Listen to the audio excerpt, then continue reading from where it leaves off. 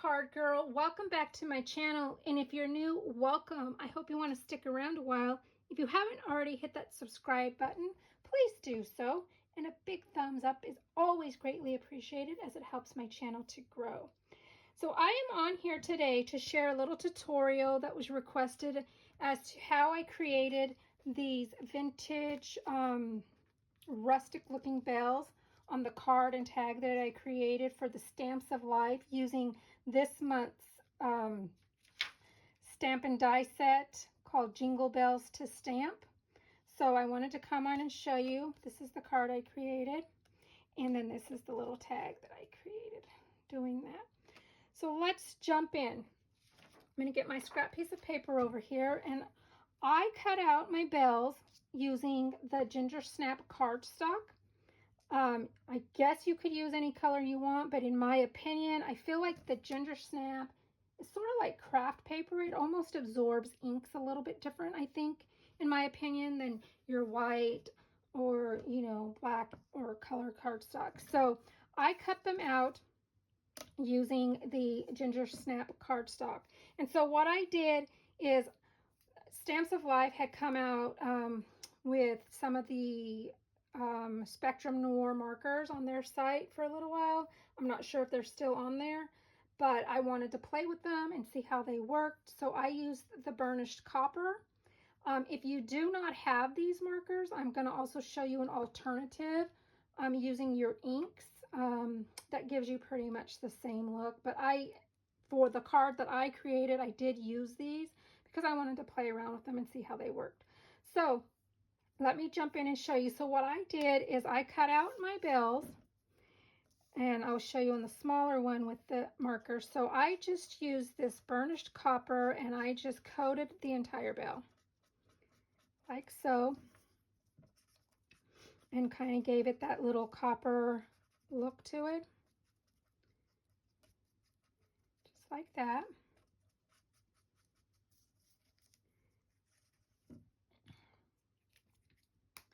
And it's going to give you this kind of coppery look right here.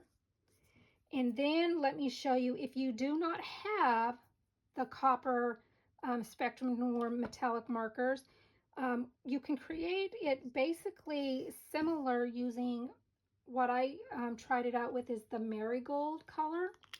So I just took I use these little daubers, and I just used it and I inked my bell just like this,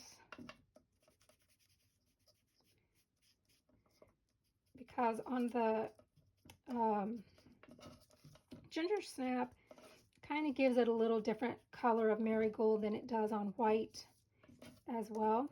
So as you can see, it doesn't take too long. That's my marigold.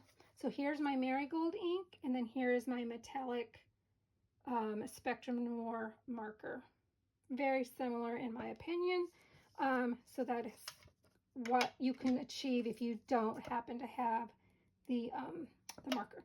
So the next step that I did, and let's put one of these over here, is I just took my twig, and these are the colors that I happen to use. I'm sure you could omit some of them if you don't have them.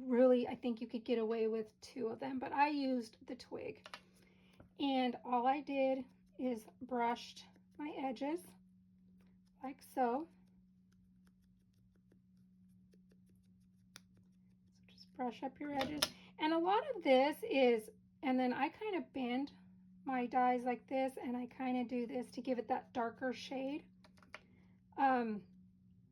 And again, inking is really your preference. How much do you want? How little do you want? And so here I'm inking up using my twig on my metallic Spectrum Noir bell. And then I'm going to also use it over here on my marigold inked up bell. And I just go around my edges, get some color in there. You know, it's going to depend too how much of the rustic color that you want to be able to have visible. And then I always kind of just do my edges like this. It's not like a real delicate craft, so my hands will get all inky, and that's okay by me. So this is going to be my metallic and my marigold. So here's my metallic, and here's my marigold. Very similar. Then, let's put my lid on there. I will then go in with my chocolate colored ink. I got my chocolate dauber here.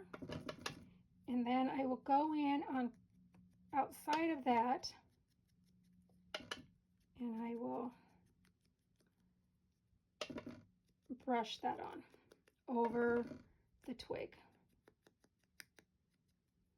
And it kind of just darkens it, but there'd be kind of almost, it's kind of hard to see on camera, but a little bit of two different shades of brown in there. So then I will kind of give it that brushed look like that. Then I'm going to take it in over here to my bale that is coated with the marigold. And I'm going to, and then in these little circles, I kind of just dauber it in like that. I'm not like real delicate, like take, you know, just brush that on. The more rustic, the better. And again, however rustic you choose to do it is your preference, right? And so that's going to be that with my chocolate. And then, last but not least, I will go in with my licorice. And I'm going to dauber it, and let's go in with my metallic. And I will, and a little bit different, and I don't know if you can kind of tell because of the metallic ink, I think it's like a little more slick. So the inks kind of slide a little differently. I don't know if you can see that. And I will just do the same things and rustic it up like that. Then I'm going to go in with my marigold one, and I think I'm just going to go around the tip edges. Like I'm not going to go too far into my browns, just a little bit. And you don't even have to do all of the whole thing in the black if you don't want. And then that's going to kind of give you that look. So we've got two right here, and that is going to be with my licorice. And then the fun, messy part of it all is we are going to go in with what I use, and you could use your inks if you have ink refills. You can splatter paint with your ink refills, whatever works for you. Sometimes I tend to like to use some acrylic paints because they give it a little more like lumpy texture in my opinion. So what I will do is I will go in with, let's do some black to start. So I just dabble on a little bit of black acrylic paint, and then I use, don't throw away your old toothbrushes because they come in very handy for splatter painting. So I will dab that paintbrush, get a little bit wet, and then I will just splatter paint these. And again, that is how much you want to splatter is to your liking. So there's my black. Let's set that aside. And then I'm going to go in with some, this, you can use white. I think I just used this. I used light ivory. So it wasn't really stark white, but you can use whatever colors you want. Let's dab a little bit of that on. I have a clean toothbrush here so that we can go with the white. Let's dab that on. Same thing. Let's use my other finger since I'm not going to stop this and go clean my hands. And let's get on some white or ivory. And again, how much you splatter it is totally what you like, what's going to fit your style. And then you'll want to clean out your toothbrushes, and you can just keep reusing them. And then that is how I got that splatter look. If you can see that. And here's my one with the marigold. And then here's my one with the metallic. And in my opinion, they look so similar. So if you don't have the metallic pen, you can use your marigold. If you don't have Stamps of Life inks, you know, any kind of a orangey, like brownish orangey color will work just fine. So once you've splattered them like that, the next step that I did is I did take a little bit of my Wink of Stella, any kind of glitter thing that you have. If you don't want the glitter, don't use the glitter. And I just kind of brushed some of it on. Not the whole entire bell, but I did brush a little bit on here to kind of give it a little bit of sparkle, because I think everything has to have sparkle. And that's going to give you that look. So from there, what I did is I used the shadow die and I cut it out in black. And this is what I did. So that I didn't really want the entire shadow like so. Some people want that and like that, and that's perfectly fine. You can do that. Here's the smaller one. Sorry for the messy fingers. It's crafting, right? And then you have that. So what I do is I take my glue and I glued the bell onto my shadow. And a lot of times I'll get right up to the edge of one side. Tap, tap, tap. Let's go ahead and do this one while we're at it. And we will glue this one on to give that bell the undercoat shape. And then we do that. Let's put our stick back in our glue. And then I take my scissors. And what I do is I just cut underneath this. I don't go exactly, because nobody is going to see the underside, so I just kind of cut up underneath like this.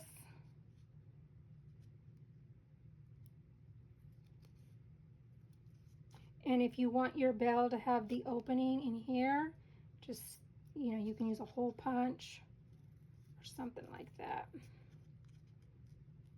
And I just cut around. So right here, I just kind of cut up in here, go along the shape of the die, and then it gives you the black look there. And then we will go ahead and cut this one out.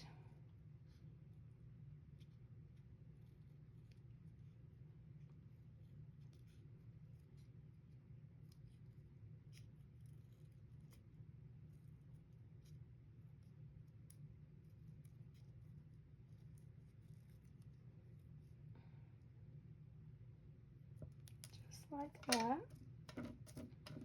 And then I think I need, because I've got it out, I need some more white on this one because I didn't flick it very good. And I want some more. There we go. That's better. I think I'll do some more over here. I like to flick projects. I'm a flicker. So you'll find a lot of my projects. I have this tendency to feel like every card I design has to have some form of a flower on it, or I flick, or I put some kind of